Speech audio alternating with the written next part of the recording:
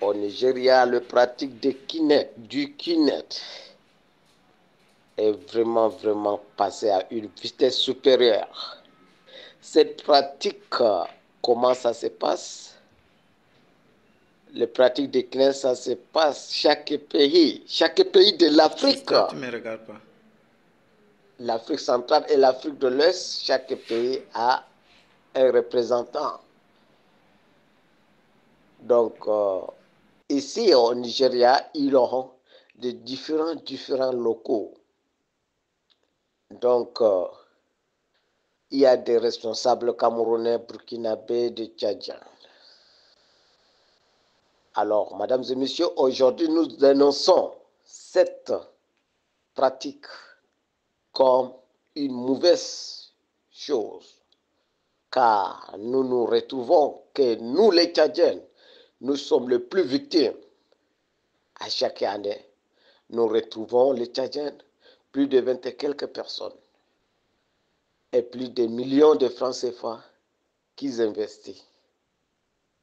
En quittant au pays, les jeunes disent à leurs parents, en soi-disant, ils partent en études ou ils partent à la recherche d'emploi.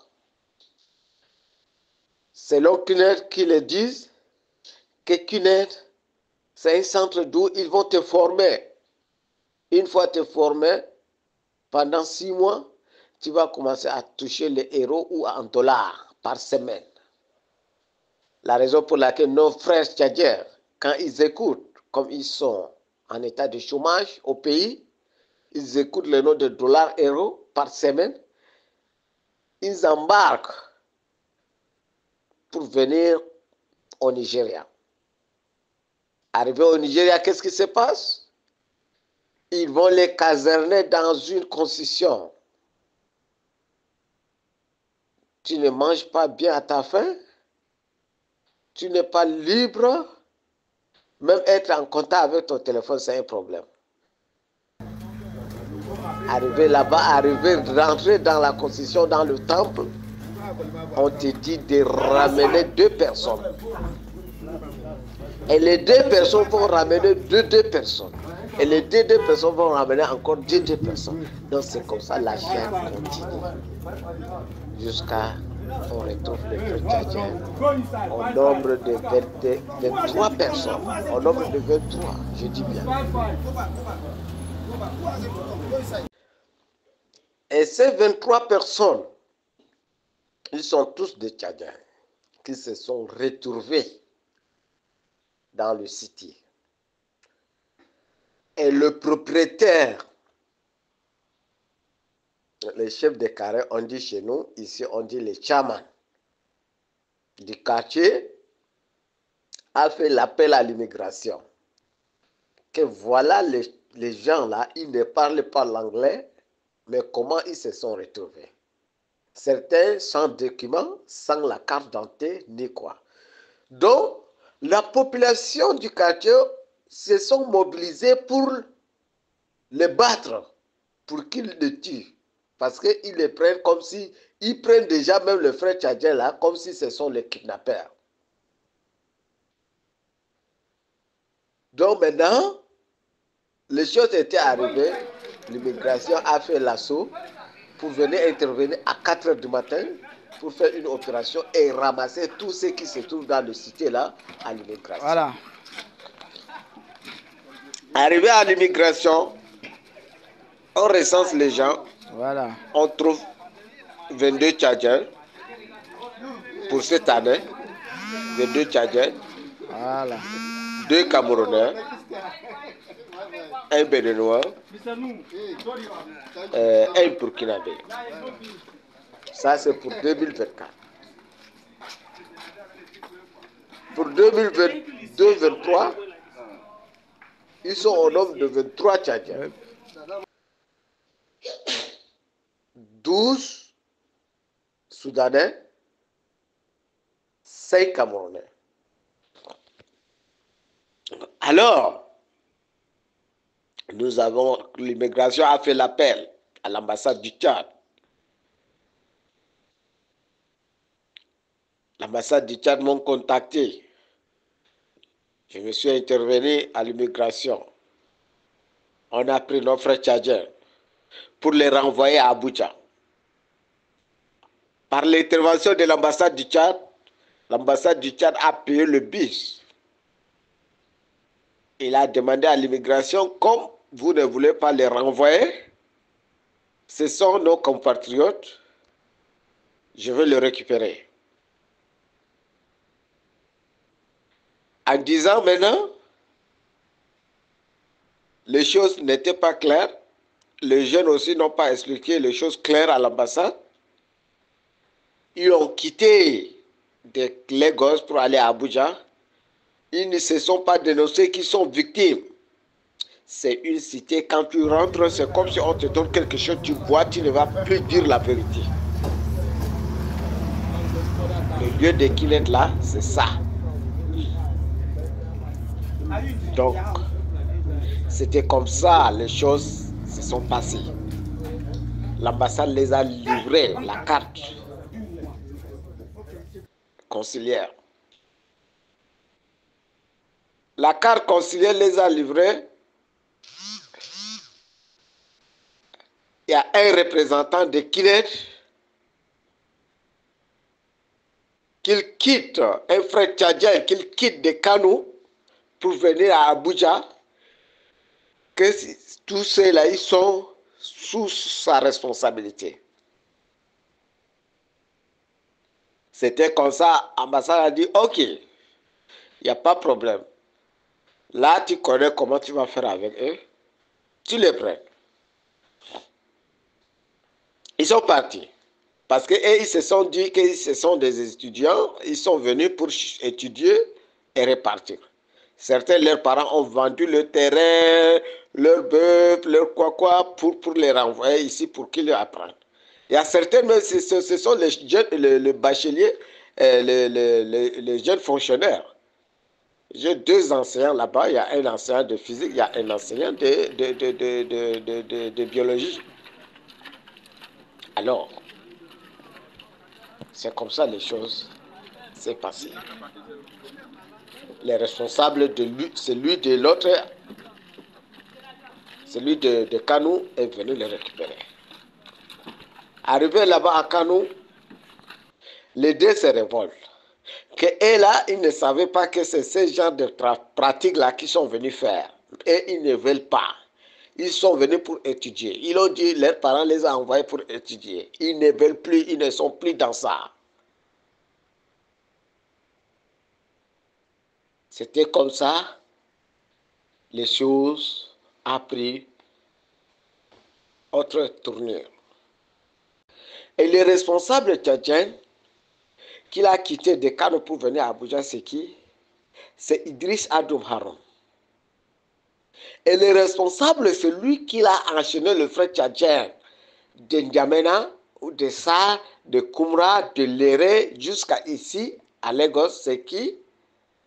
C'est Moussa Abdelaziz. C'est les deux là, actuellement, ils sont dans la main de la police de Kano. Toujours au Nigeria.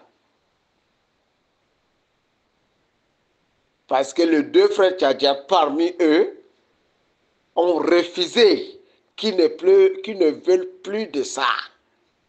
Ils veulent absolument leur argent et ils veulent regagner la famille. Total, l'argent totalisé qu'ils ont pris avec les gens, c'est auprès de 29 millions de francs CFA. Alors, 29 millions de francs CFA, c'est la richesse. C'est de l'argent pour 22 personnes. 22 personnes. Ça, c'est en 2024.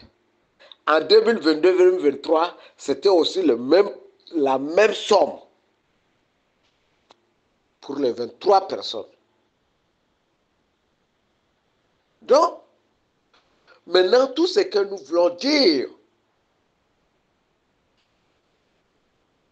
que la jeunesse tchadienne comprenne très bien il n'y a pas un emploi dit qu'il est. Il n'y a pas un emploi dit qu'ils vont te payer en dollars ou en euros ici au Nigeria. Il n'y en a pas. C'est des escrocs. Ce sont des escroqueries simples et certaines.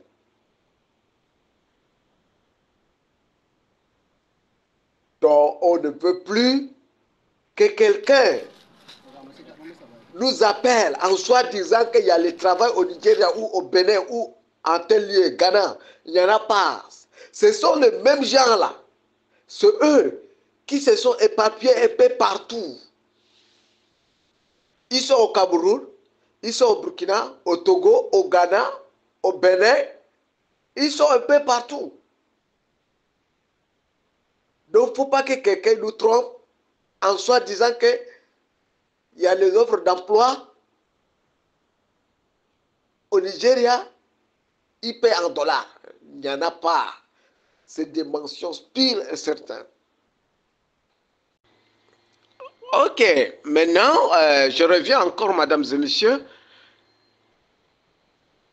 Comme je disais, les responsables, ceux qui les sponsorisent, et ceux qui activent les choses pour que les frères tchadiens se mobilisent de N'Djamena ou des Sars de Koumra pour se déplacer dans toutes les 23 régions du Tchad, pour sortir, les arnaquer au Nigeria. Les deux reconnus coupables physiquement que la main a été mise sur eux sont Idriss Adoum Haroun et Moussa Abdelaziz. Ça, ce sont les chiens lourds qui sont falsifiés les notes de Kinet. On dit bien falsifier les notes de Kinet pour se faire de l'argent à certains escrocs. Certains escrocs ici au Nigeria et dans certains pays en Afrique de l'Ouest.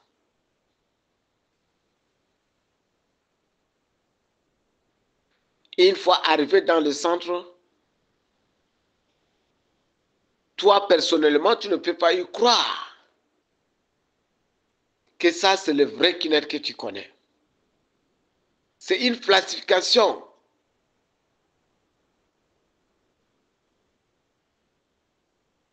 Donc, ils ont encore un autre représentant, Gargui Mandial Alain. Lui, il est le responsable du Cameroun. Donc, c'est eux-là qui sont tentés d'influencer nos jeunes tchadiens de toutes les 23 régions. Pourquoi certains ne sont pas victimes forts comme les Tchad? C'est parce qu'ils ont des influenceurs de Kinet qui l'ont dit falsifié là. Ce n'est pas le vrai Kinet. Hein. Le vrai Kinet n'est pas dirigé par les Africains, même s'ils ont leurs représentants en Afrique là. Ce n'est pas un Africain qui dirige. Ça, il faut qu'on se comprenne les choses au clair. Et ce ne sont pas des enfants de 23 ans ou de 24 ans ou de 20 quelques années là qu'ils vont diriger le Kinet, le vrai Kinet qu'on connaît. Ils ont juste falsifié. Je sais, les frères tchadiens qui l'ont tiré ici, ils n'ont rien fait. Ils l'ont quitté dans le cas, dans le sens d'où ils vont faire les études. Et actuellement, ils sont repartis. Je connais même leur nom. Ils sont repartis. Certains sont à Mondou, ils sont devenus enseignants. Et celui de Mondou, là même, celui qui l'a amené, l'un d'enseignants de physique à l'éré, comme c'est il était son camarade de classe, c'est lui qui l'a dit à son collègue là que voilà, il y a tel truc là au Nigeria, on appelle ça Kinet. Il faut aller faire. Et c'est avec lui, c'est lui, son camarade là, qui l'a donné l'argent. Et l'argent au Tchad, ça se reçoit comment? Ça passe d'abord par Orange Money. Hein? C'est ça. Ça passe par Orange Money, par le responsable du Cameroun. Et celui du Cameroun envoie l'argent ici. Il convertit en naira. Parfois, ils vont convertir en dollars. Donc l'argent est rentré comme ça et c'est fini. Toi, tu es caserné. C'est qu'on prend ici, on appelle ça gari. Tu vas prendre le gari là. Et ton lot, tu dors. Sinon, il n'y a pas d'autre chose à faire. Actuellement, les frères tchadiens sont restés ni études, ni une formation quelconque, ni autre business. Ils sont restés comme ça seulement. Et le parent envoie de l'argent. Le parent envoie de l'argent. Que son fils ou sa fille, parmi les quelques personnes de 2024, il y a 2 filles. Et celles de 2022-2023, il y a 3 filles. Imaginons. Imaginons les choses.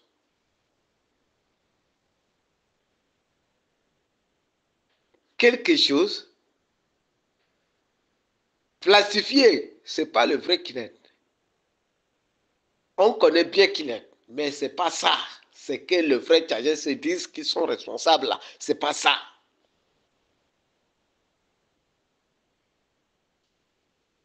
Ça, il faut que le frère tchadien,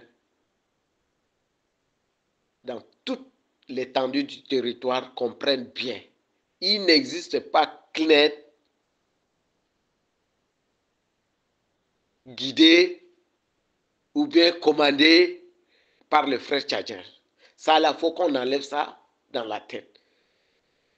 Ce que tu écoutes de Nigeria, Bénin, Burkina, Ghana, Togo, ça, Cameroun, ça, ce sont des faux, des arnaques pures et certaines. Il faut qu'on enlève ça dans nos têtes, s'il vous plaît.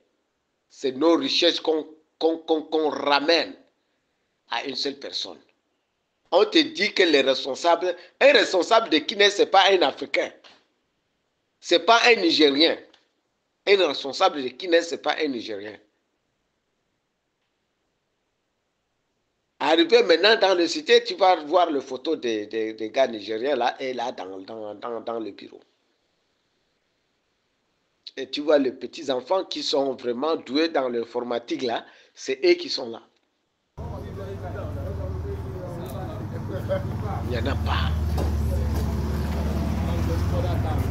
Alors, je veux qu'on comprenne très bien. La jeunesse tchadienne, les gens nous respectent un peu partout. Mais pour ça là, nous sommes devenus naïfs. Il faut qu'on s'éveille. On se réveille pour ça.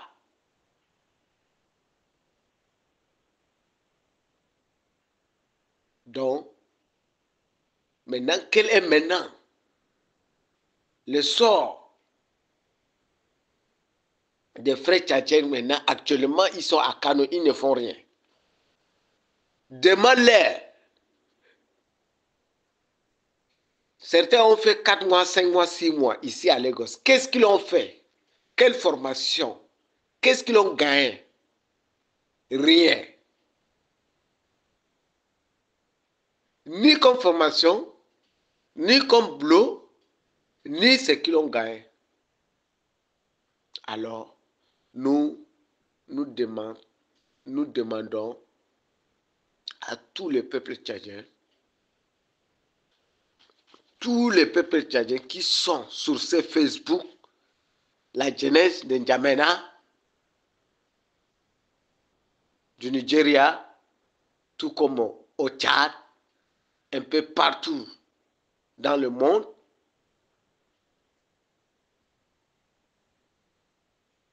qu'ils s'arrêtent, qu'on les une sensibilisation à nos jeunes, qu'on se concentre sur ce que Dieu nous a bénis avec au pays. Tu veux quitter, il faut quitter. Soit tu pars faire propre étude, soit dans un institut quelconque, soit dans une université. C'est comme ça. Mais pas dans le but que tu vas aller chercher travail chez Kinet ou bien une formation chez Kinet pour gagner des dollars. Ça n'existe pas. Merci beaucoup, mesdames et messieurs. Misleaded by this group of people to tell them there's business in Nigeria, not knowing that they are robbing them indirectly. So now the immigration has run into the activities to see that they rescue them. And now they are ready to go back to their father's land for safety distance. I'm here with the representative of the Chadian ambassador, Pastor of Musa Buba. He's representing the ambassador of Chadian tonight.